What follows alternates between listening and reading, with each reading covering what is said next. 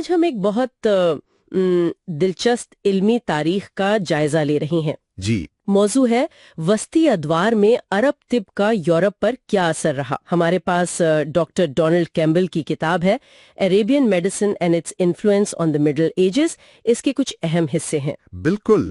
اور ہمارا مقصد آپ کہہ سکتے ہیں یہ دیکھنا ہے کہ کیسے قدیم یونانی طبی علم جو یورپ میں تو تقریباً گم ہو چکا تھا، جی، وہ عرب دنیا میں نہ صرف محفوظ رہا بلکہ اسے ترقی دی گئی، آگے بڑھایا گیا. اچھا. اور پھر یہ واپس یورپ کیسے پہنچا اور وہاں کی طبی سوچ پر گہرے اثرات ڈالے. واقعی یہ تو علم کے سفر اور آپ کہیں تو ثقافتوں کے تبادلے کی ایک شاندار کہانی لگتی ہے. یقیناً.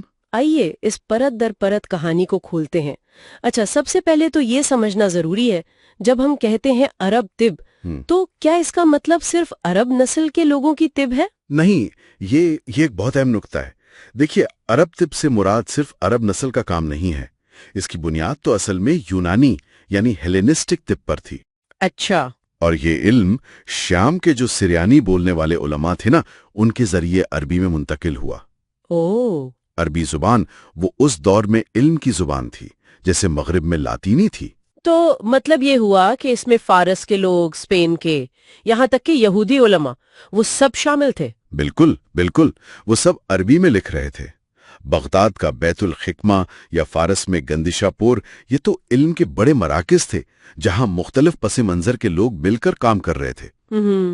تو یہ ایک طرح کی کثیر و ثقافتی کوشش تھی. زبان اہم تھی، نسل نہیں. یہ بات واضح ہوئی. اچھا، تو اگر ہم مشرقی خلافت کی بات کریں یعنی بغداد اور آس پاس، وہاں کون سے بڑے نام تھے جنہوں نے اس علم کو آگے بڑھایا؟ کئی بڑے نام ہیں. سب سے پہلے تو مترجمین کا ذکر ضروری ہے. حنین ابن اسحاق جیسے لوگ. جی. انہوں نے جالینوز یعنی گیلن اور بقرات یعنی ہپوکریٹس کے بنیادی کاموں کو عربی میں منتقل کیا. بہت اعلیٰ پائے کے ترجمے کیے.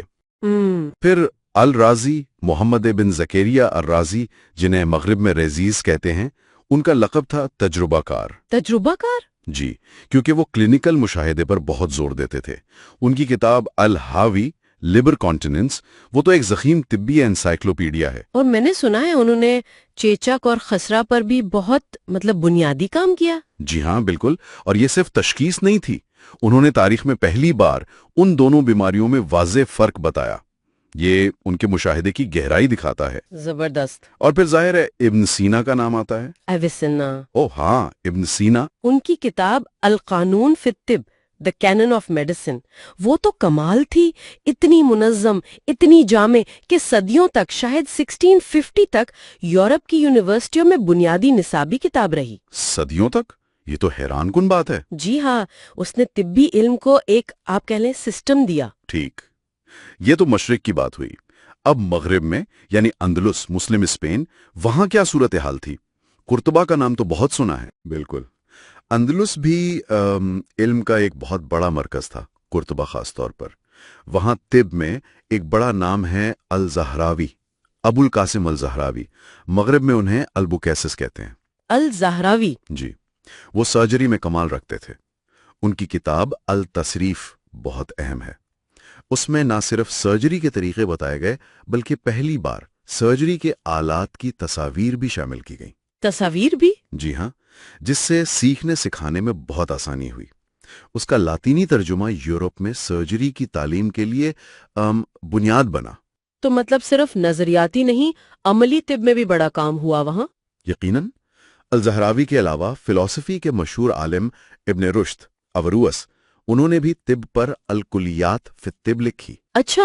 اور موسیٰ بن میمون مائمنیڈیز، مشہور یہودی عالم اور طبیب، وہ بھی اسی دور سے تھے.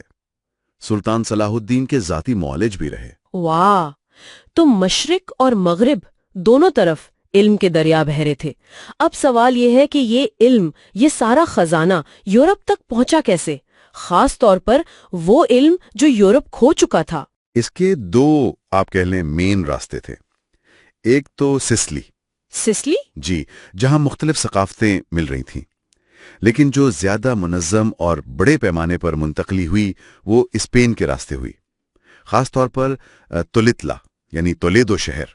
تولیتلا؟ جی، جب وہ 1085 میں عیسائیوں کے قبضے میں آیا تو انہوں نے وہاں موجود عربی علمی ذخیرے کی اہمیت کو سمجھا۔ انہوں نے قدر کی اس کی؟ جی بالکل، اور وہاں باقاعدہ ترجمے کا ایک بڑا مرکز قائم کیا۔ اچھا، ایک ٹرانسلیشن ہب بن گیا وہ؟ بالکل، جیسے جیرارڈ آف کریمونا وہ بہت مشہور مترجم تھے۔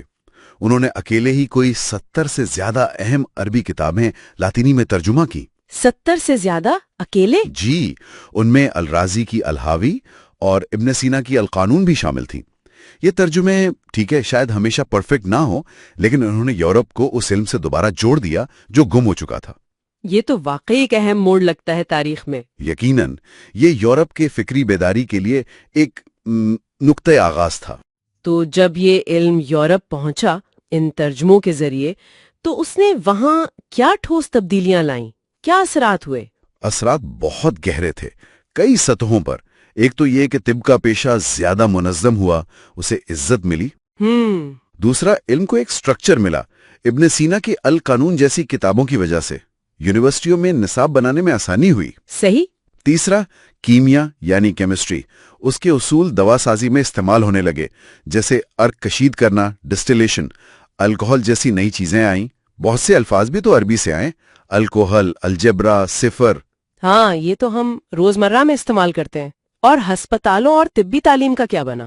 دیکھیں، منظم ہسپتالوں کا جو تصور اسلامی دنیا میں تھا وہ یورپ میں متعارف ہوا، اور سب سے اہم جو یورپ کی ابتدائی یونیورسٹیاں تھیں نا، سالرنو، مونٹے پلیئر، بولوگنا، جی ان کے قیام اور خاص طور پہ ان کے میڈیکل نصاب پہ اس عربی لاطینی علمی روایت کا براہ راست اثر تھا۔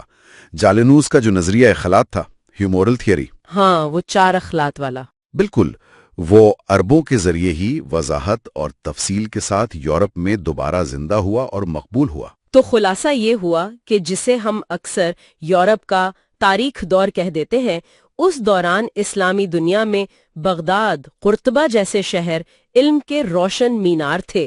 بالکل، انہوں نے نہ صرف پرانے یونانی علم کو بچایا بلکہ اس میں اضافہ بھی کیا، اور پھر یہ روشنی یورپ تک پہنچی جس نے وہاں نشاط ثانیہ کی راہ ہموار کی۔